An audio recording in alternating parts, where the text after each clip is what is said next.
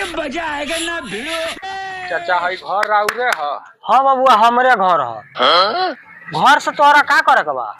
हमनी के बिजली बिल काटे नहीं सन, मीटर केने बा?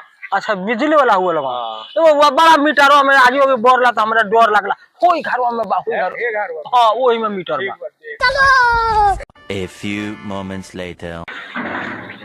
चाचा बड़ा कम बिजली बिल राउर उठल बा। ए बबुआ जानता रहो हम इतनी साफ चराई नहीं इतनी कय गो रूम बा घरवा में? 5 गो रूम बा घरवा में। 5 गो? हाँ। आ हीटर कय गो जरावे नी? हीटर तो या बड़ा 2 गो जरला। 2 गो? हाँ।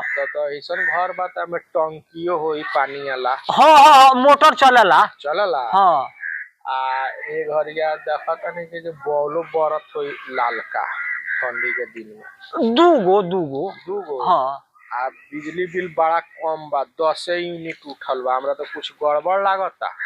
ए बबुआ इतनी साखर उ साफ जरला तनका लइकन बारला सन टक से गुता देला सन। रुके हम तार चेक करत।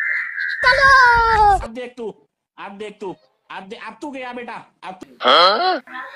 अच्छा अब समझ में आ गई, बुढ़वा एजा से लाइन चुरा के जरावता। तू तो बहुत ईमन खोर आदमी बड़ा हो, तार काट के होने से जरावत रहा, कहत रहे जे कितनी साग जराई ने। ए चला इलाज ले जाके तार काट दो तो इनकर। ए जा जल्दी काट। ए बबुआ सुना ना। हाँ काट काट। लइनवा कटबो हाँ। तो तोहरा का मिली ओसे? का मिले? सरकार के पैसा नहीं खदे। सरकार के ने के खात हई 1000 रुपया बा ले लो आ कह दे बिहने कटाई सरकारी का महंगे न होला। ए चला आवा छोड़ दे बिहने कटाई। एकदम इन्होंने वक्त बदल दिया, जज्बात बदल दिए, जिंदगी बदल दी। 119